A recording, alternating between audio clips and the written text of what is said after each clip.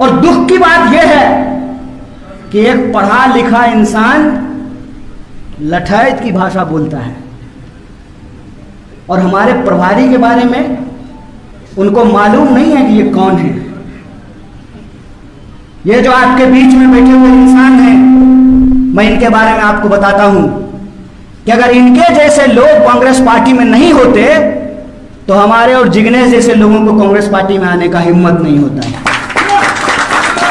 ये वो इंसान हैं जिनके चलते वेदांता का 50,000 करोड़, सुनना बैठा लीजिएगा संबित पात्रा की तरह,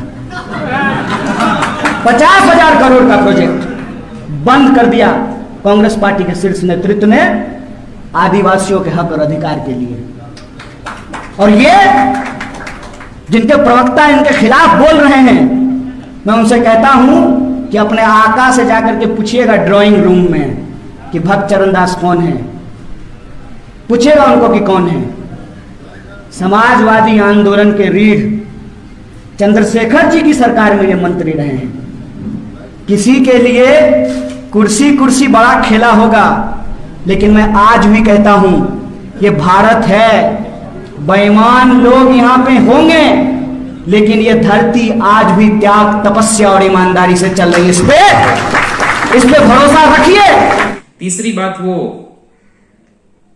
कह रहे हैं कि पढ़े लिखे लठैत, ये किन पर तंज करना, सीधे सीधे प्रोफेसर मनोज जी पर। ये तो खुद ही विरोधाभासी, पढ़ा लिखा और लठैत। दरअसल उन्होंने अपना आत्ममूल्यांकन करते हुए खुद को जैसा पाया, वही विशेषण वो किन्हीं और के लिए इस्तेमाल कर रहे हैं। और इनको पब्लिसिटी की आदत है, कोई ऐसा बयान दे दो तो कहते ही रहे ना, any publicity is good publicity, B it good और बैड। हम तो इनकी रग रग से वाकिफ है ना, जिसको भोजपुरी में कहते हैं गत्ता गत्ता जानना। ये कब खामोशी अख्तियार करेंगे, कब ये अचानक से लाउड होकर चीखना चिल्लाना शुरू कर देंगे, ये सब एक स्ट्रेटेजी के तहत करते हैं। कौन ऐसा जुमला उछाल के फेंक देंगे हवा में। तो इसलिए मनोज जी बहुत लोकतांत्रिक और बहुत ज़हीन आदमी। लठैतों की आवश्यकता हमारे दल को नहीं हुआ करती। ये तो खुद कन्हैया अपने दाएं बाएं लठैत को लेकर चलते रहते हैं, और लठैतों से की सोहबत में और लठैतों से सबसे ज्यादा याद ही उनकी है, वो शक्ति संतुलन की बात करते रहे हैं। तो इसलिए हमारे यहां शक्ति संतुलन नहीं होता है। हमारे यहां सीधे सीधे स्ट्रेट फॉरवर्ड दो टूक बात की जाती है। कांग्रेस पार्टी में अभी अभी नए नए शामिल हुए एक नौजवान नेता का बयान सुन रहा था। उन्होंने कई सवाल खड़े किए।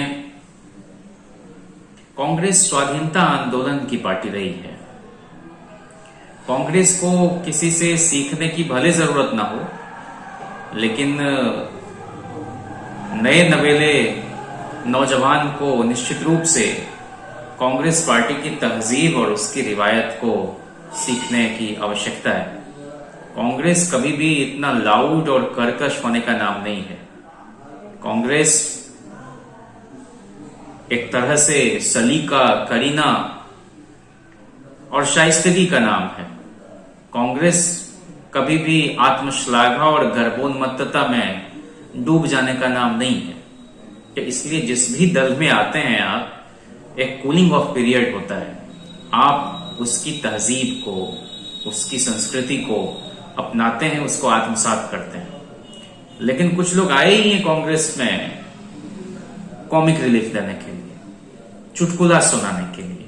तो ये आर्टिकल 19(1) को एक्सरसाइज करने का सबको हक है, वही कन्हैया भी कर रहे हैं। ये तो बोलने की मशीन ही है ना, कि चुप रह ही नहीं सकते और सुनना इनको आता नहीं। तो ये गांधी नेहरू की परंपरा में नाटकीयता के तत्व नहीं हुआ करते, हल्की बातों की कोई जगह नहीं हुआ करती। छिछली और ओछी बातों को आक्रामक मुद्रा में, भाव भंगिमा में, देह भाषा में परोसने का कोई मतलब नहीं होता है।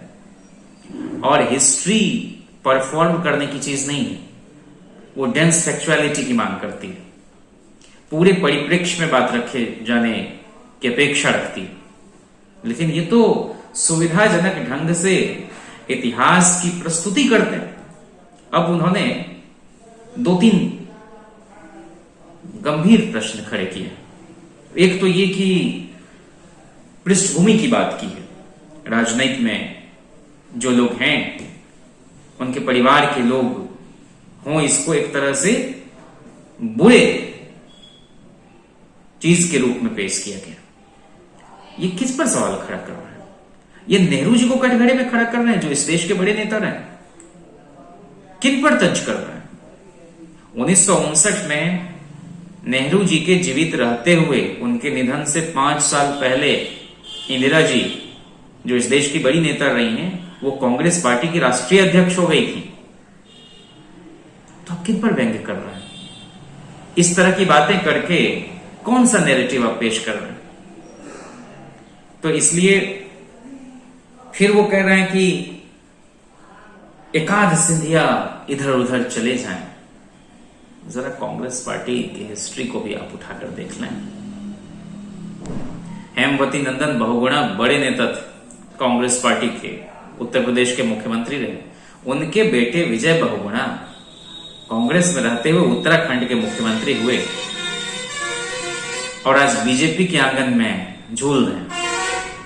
रीता बहुगुणा जोशी जी, हेमवती नंदन बहुगुणा जी की सुपुत्री, कांग्रेस पार्टी की उत्तर प्रदेश में सदर रही हैं।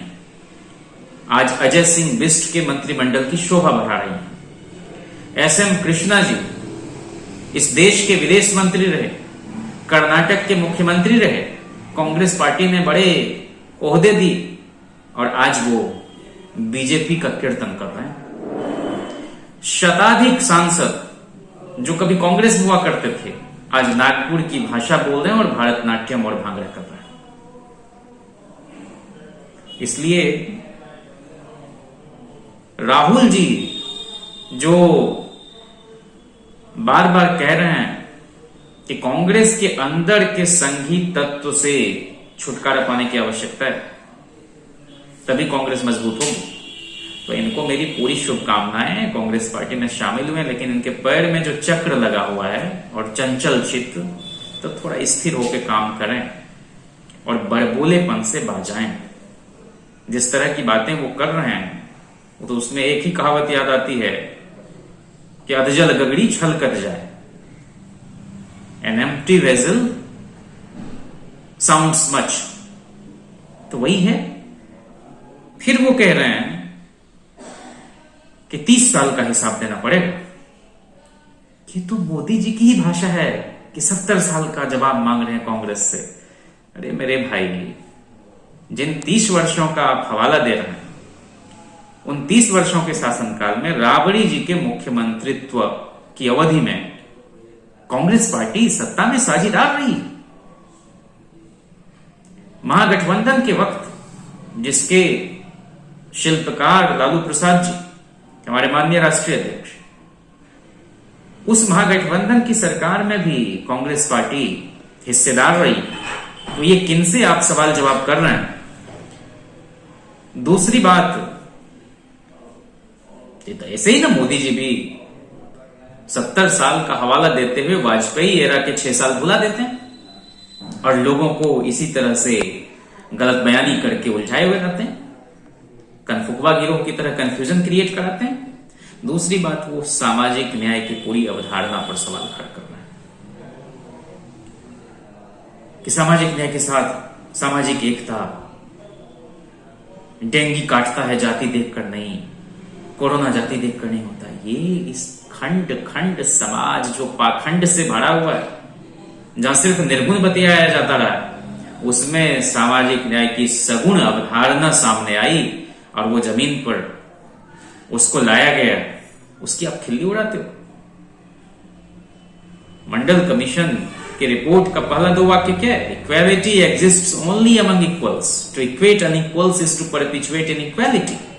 और रजनी कोठारी को कोट करते हुए कहते हैं कि जो लोग राजनीति में जाति की शिकायत करते हैं, वो दरअसल ऐसी राजनीति की तलाश कर रहे हैं जिसका समाज में कोई आधार नहीं। किसने जाति बनाई और किनका हित है जाति को बनाए रखने में। इसलिए ये 30 साल 70 साल की बात करने वाले लोग एक ही तरह की भाषा बोल रहे हैं, एक ही सिक्के के दो पहलू।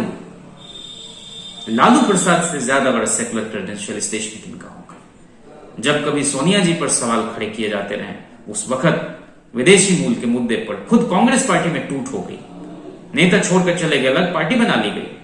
वहां भी लालू प्रसाद जी इस देश में पहले वो शख्स थे जिन्होंने कहा कि नहीं, ये हिंदुस्तान की मुश्तरका तहजीब, हिंदुस्तान की तहजीब और तमद्दुन के खिलाफ ये बात बोली जा रही है। चाहे सुषमा जी हो, चाहे बाकी लोग, वो हमारे देश की बहू है, इस देश की नागरिक है, उनके बारे में ऐसी अपमानजनक टिप्पणी।